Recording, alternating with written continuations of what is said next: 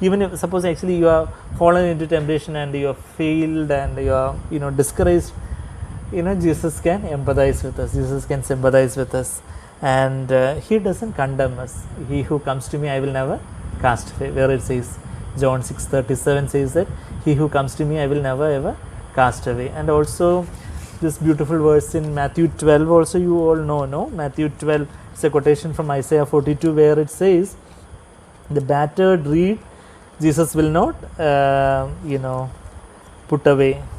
Matthew 12, there it says, verse 20, Matthew 12:20, a battered reed he will not break off. Battered, chadanya oda, that means we might be through various pressures of life, sammardam, stress and pressure of life, we will be like a battered through circumstances of persons. Sometimes the boss will be unkind to us, probably our own relatives or friends might be not understanding us. So battered reed, you know, when we are living in this world, we might be a battered, we can be like a, you know, maybe like a battered reed, but Jesus won't break it off, say that, oh, there is no hope in this. No, Jesus won't do like that.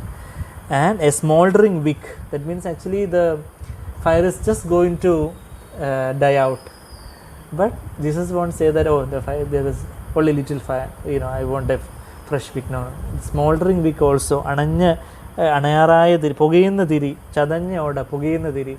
So it is you know, it's a smoldering wick he will not put out until he leads justice to victory. So he will you know, fan off that little fire in us of the love of the Lord, the little fire of the Holy Spirit in us, that he will fan up into flame, he will kindle afresh, and he won't break the battered reed, but rather he will touch and heal it with his nail pierced hands.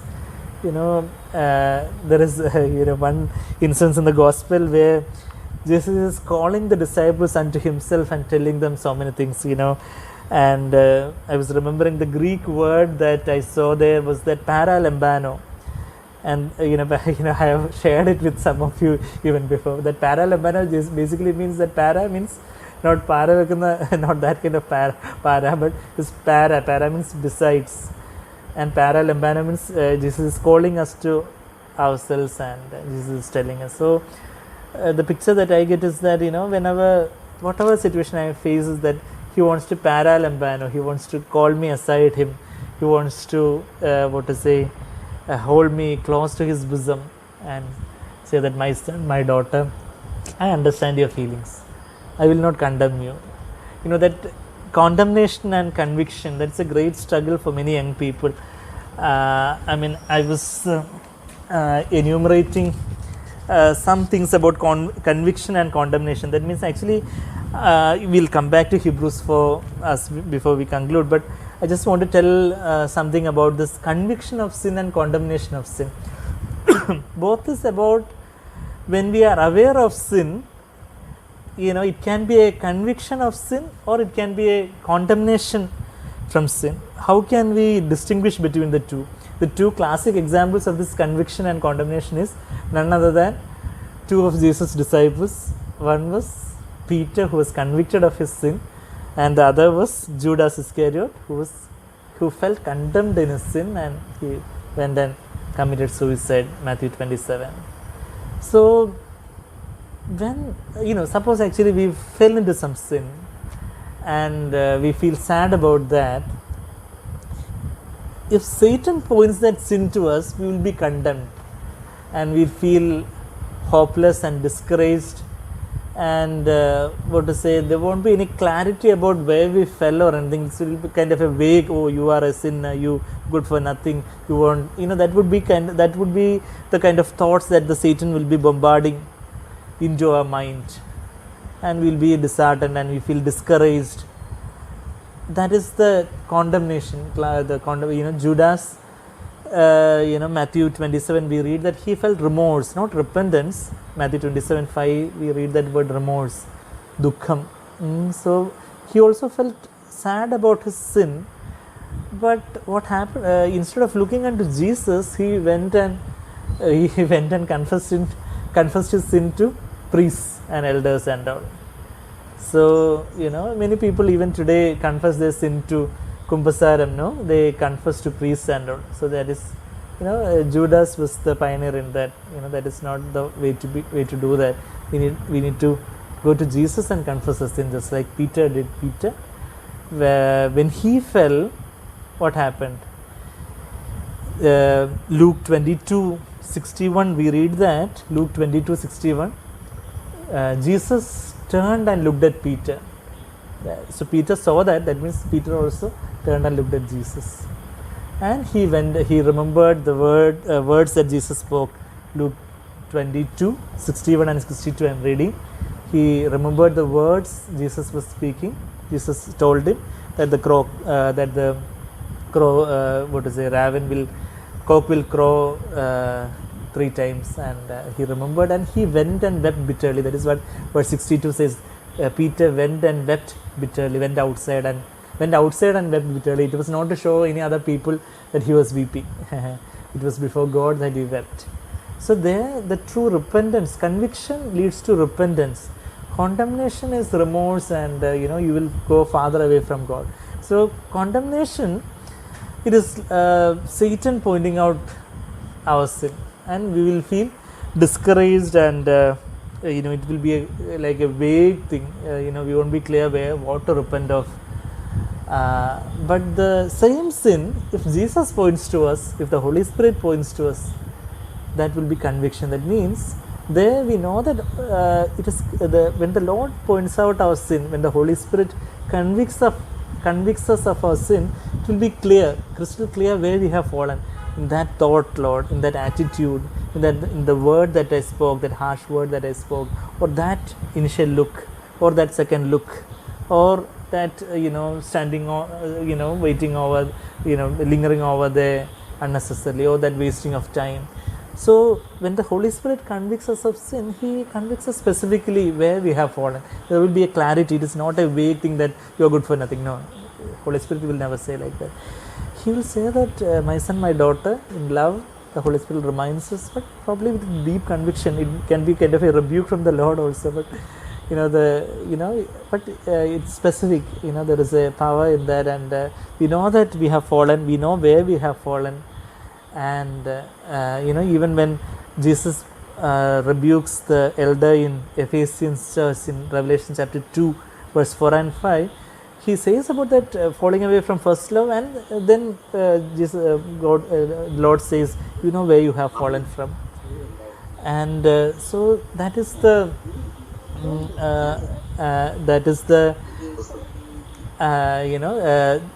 where, that's how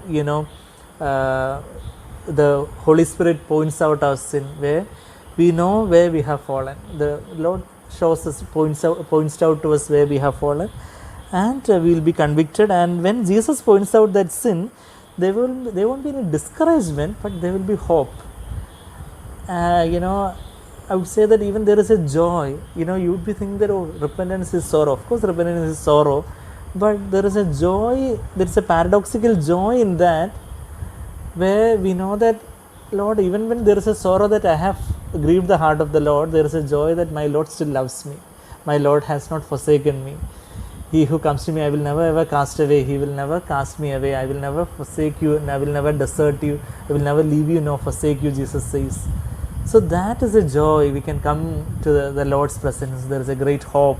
That hope and joy and all is there in the true repentance. Of course, there is that sorrow, the divine sorrow we read in 2 Corinthians 7:10 and all.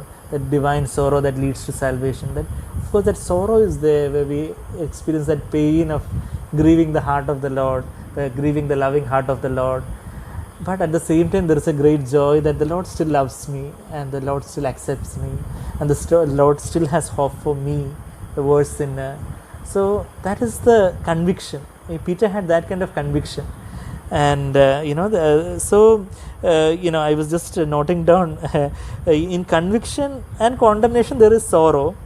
Conviction is when Jesus is pointing out the sin. Condemnation is where Satan is pointing out the sin. In conviction there is hope. In condemnation there is despair and discouragement. Conviction, it is clear where we have fallen. Condemnation is vague, and we don't know what to repent of, but rather we feel discouraged. Conviction, the classic example is Peter, where he went back to the Lord. But condemnation, the classic example is Judas. He went away from the Lord, and he confessed his sin to the priest, who could not understand him, and who would have further condemned him, and he went and committed suicide. Even condemnation, that suicidal tendency and so many things and so many depressive things and all comes because of the condemnation from the devil. One encouraging thing that I have read in Brother Zach Punin's book, that Day of Small Beginnings, there is one autobiographical book by Brother Zach Punin. In it he has written a sentence called, he has written a sentence, the approximate sentence is like something like this, that whenever you have a discouraging thought, be sure that it is not from the Lord Jesus. We feel that sometimes actually you have not done well, that kind of a thing can be from the Holy Spirit. No, if it is a discouraging thing, if it is an oppressing thing that disheartens us, that is not from the Lord.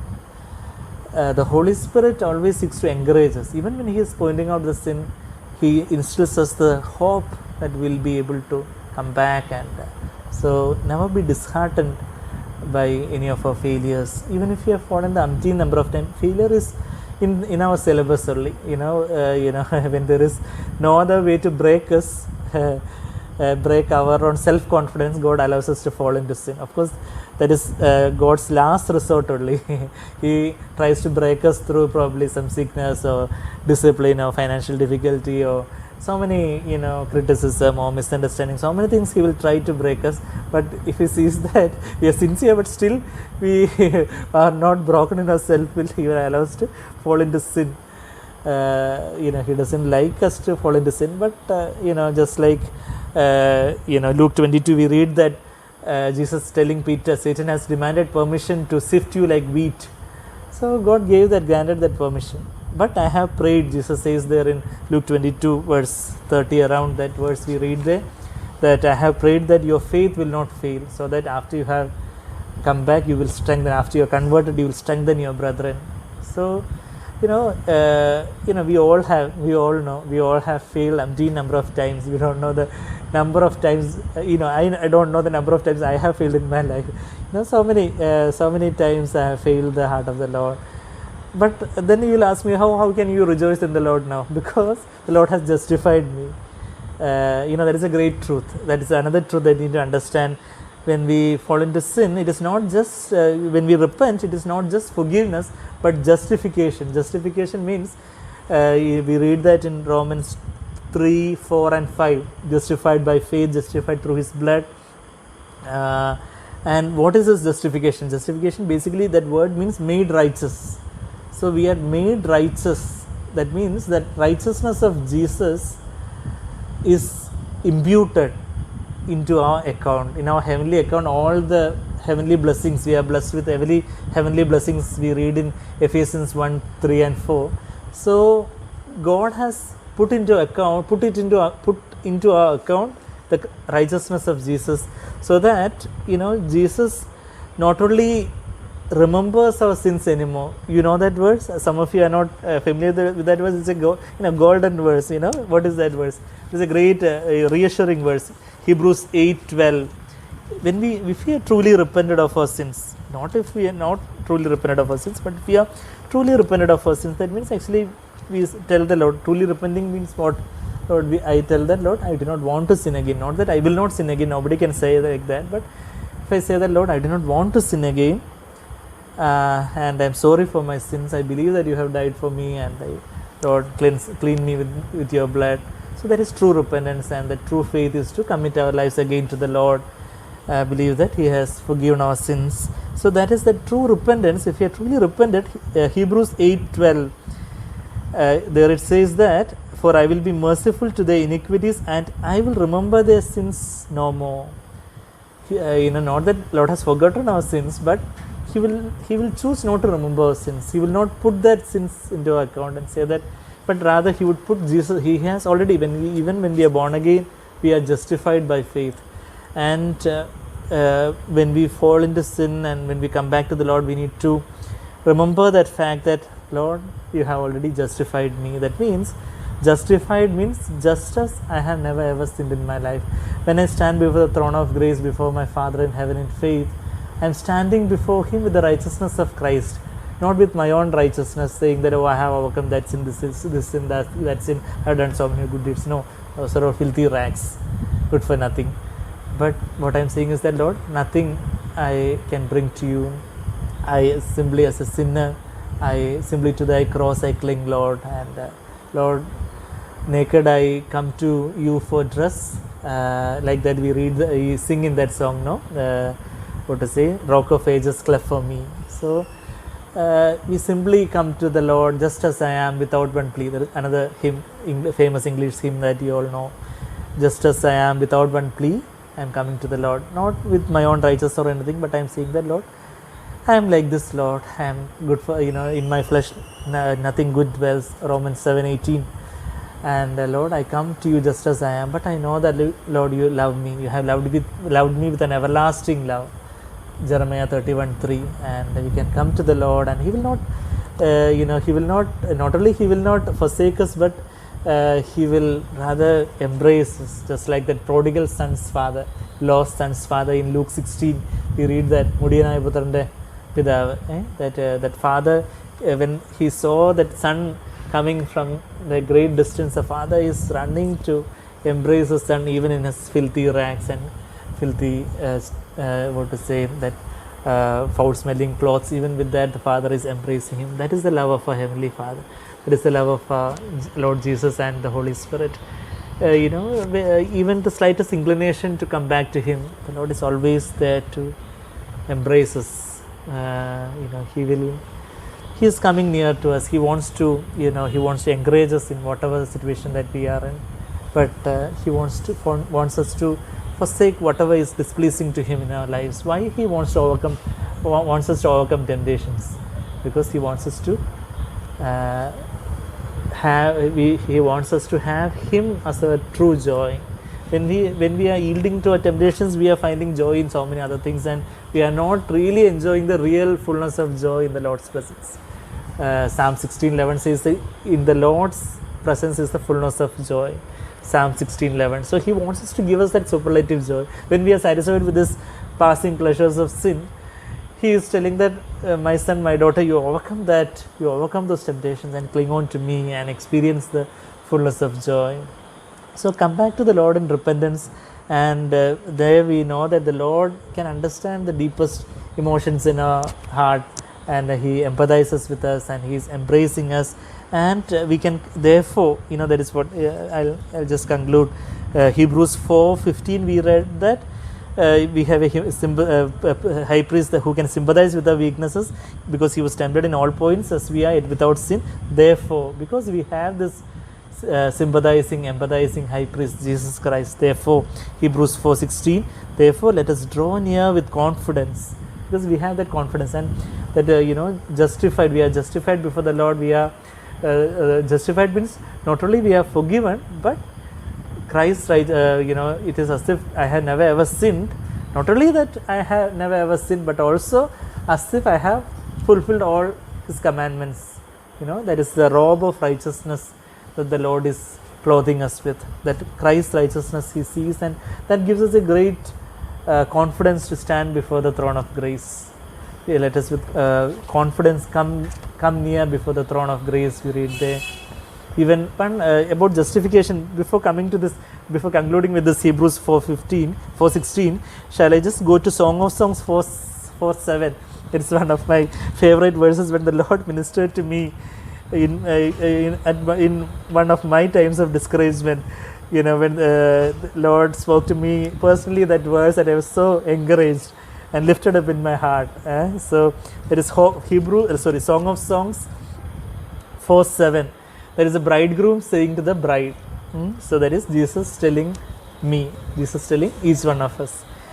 When we are repented and come before the Lord, Jesus says that you are altogether beautiful, my darling. There is no blemish in you. That is the liberty of justification. That means, when Jesus is seeing us, He is the Alpha and the Omega. He knows the beginning and He knows the end. He knows the end even from the beginning. We read in repeatedly Omega, Revelation 1:8 and Revelation 22 also we read that verse. So when he is looking at us, he is seeing our spiritual bridal beauty, at the finishing point. When we are as the bride of Christ at the marriage of the Lamb with all the glory of God, we read there in Revelation 19, Revelation, I think, 19:7. I think, shall I just see with a finger here in Song of Songs 4:7, Revelation 19, where it says that bride having, Revelation 19:7, let us rejoice and be glad and give the glory to him, for the marriage of the Lamb has come, and his bride has made herself ready. And then we see about the fine linen, bright and clean. And there in Revelation 21 also, there it says that the bride having the glory of God. Verse chapter 21, Revelation 21:11. Revelation 21:10 says about the holy city Jerusalem, the bride coming down out of heaven from God, having the glory of God. Her brilliance was like a very costly stone, as a stone of crystal clear jasper. There is a jasper and whatever, sapphire and so many precious stones. All are symbolic language. On earth actually all these precious stones are very valuable. So just he is using that language to describe the beauty of the bride, the church, each one of us, that having the glory, that one phrase, Revelation 21:11, having the glory of God. മലയാളത്തിലും ആ ഒരു പത്താമത്തെ വാക്യത്തിൻ്റെ അവസാനം ദൈവ തേജസ്സുള്ളതായി ഇറങ്ങുന്നത് കാണുന്നത്. So that glory of God was there in that bride. So here in Song of Songs 4:7, now itself, because Jesus is the Alpha and the Omega, he is the author and finisher of our faith, he knows the end from the beginning. When he sees us, he is seeing us with that final bridal beauty and says that we can put our name over there. I will say that I usually how I read to myself is that the Lord, as if the Lord saying to me, you are altogether beautiful, my darling, my Sandeep. You can put your name over there, and there is no blemish in you. If you can hear it from the Lord, not from me or any human being, but if you can hear from the Lord telling you, that is enough for you. That that you'll give a very you will have a perfect conscience before the Lord, justified before the Lord. We can have that perfect conscience. It says in Hebrews 9:9, the worshipper in the new covenant can have the perfect conscience, because it is not the blood of bulls or goats which covers the sin, but it is the blood of Christ which cleanses the sin, cleanse away all the sins. And we have been imputed the righteousness of Christ. And when the Father looks at me, he is looking as if he is looking at his Son, his beloved Son, the Lord Jesus Christ. And just like he was well pleased with the Son, he is well pleased with me in that sense. Of course, that imputed righteousness has to be imparted slowly in my day-to-day life. Otherwise, he will be again sad with me. But that justification, that liberty of justification, many believers do not enjoy that. That's why they are very sad and disheartened and very discouraged about their failures. Even if you have failed umpteen number of times, come back before the Lord and say that, Lord, I have sinned, I am like this, Lord, without you I am nothing. That is what Jesus himself says, without me you can do nothing, John 15:5. So Lord is trying to teach us that lesson through our failures. And we'll conclude Hebrews 4:16. Therefore with confidence we can come near the throne of grace, so that we can receive mercy and grace in the time of need. So two things we can receive from the throne of grace. What are they? Therefore let us draw near with confidence to the throne of grace. So that throne of God is called the throne of grace. That grace is the unique thing that Jesus has brought into this world with his coming. We read in John 1:17 that Moses brought the law, through Moses came the law, through Jesus came grace. So we are coming to the throne of grace to Jesus, so that we may receive mercy and find grace to help in time of need. Mercy is basically dealing with our past sins, referring to forgiveness. That mercy is also part of grace of God that we read in Ephesians 1:7. That forgiveness of sins also is part of the grace of God. But grace is much more than mercy. Mercy is just one part of that. There is a manifold grace of God. One is the forgiveness, but even the power to overcome sin and the power to be a witness and power in whatever time of our need. That is the grace. Grace is God's power. We read in 2 Corinthians 12:9 and 10 that my grace is sufficient for you and my power is perfected in weakness. So grace is God's power, and that is the power of the Holy Spirit. And so grace, and that power is for our time of need. That is what we read in Hebrews 4:16. And what is the time of need? Especially in our time of temptation. That is verse 15 says. So the definition of grace is the power of the Holy Spirit in our time of need, especially in times of that need is especially the times of temptation. That is a grace. The Holy Spirit is called the Spirit of grace. And when we humble ourselves, God gives His grace to the humble. 1 Peter 5:5, James 4:6.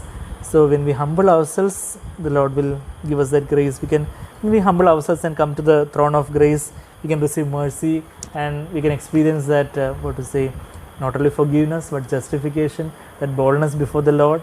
And He loves us and He lavishes His love in us. He rejoices over us with shouts of joy.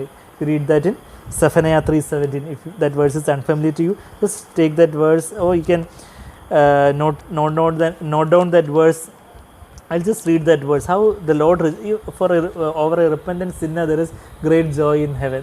So if we keep on repenting of our sins, whatever we see in our life, there is greater and greater joy in heaven over us. So Zephaniah is, towards the end of the Old Testament, Zephaniah, that book is there, that how the Lord rejoices over us. Many a time we think that the Lord is looking at us with a frown, He is frowning at us with an angry face. No, He's a loving Father. Of course, when we rebel and go against God and when we sin, He's sad, not angry. Even when He's disciplining, it is out of His love He is disciplining us. And here in Zephaniah 3:17, the Lord your God is in your midst, a victorious warrior. He will exult over you. Exult means rejoice greatly over you with joy. He will be quiet in His love. One paraphrase, Living Bible says, He is silently planning for you in love. Is quiet in His love, just like a father and the 3-year-old daughter is coming to the father, and the daughter doesn't know what all our plans the father has for that daughter. I have 3 little children, and I know I won't be able to tell what all I am planning by the Lord's grace for my children. They won't even understand. So if I, being an evil father, has such plans for my children, have such hope for my children, how much more my Heavenly Father has for me and for each one of us. He is silently, He will be quiet in His love. He may not be, sometimes He will be shouting with shouts of joy, sometimes He will be quiet. He may not be, some external manifestation of that kind of Lord's pleasure or being pleased over us may not be there, but He'll be quiet in His love. Sometimes He will be rejoicing over you with shouts of joy.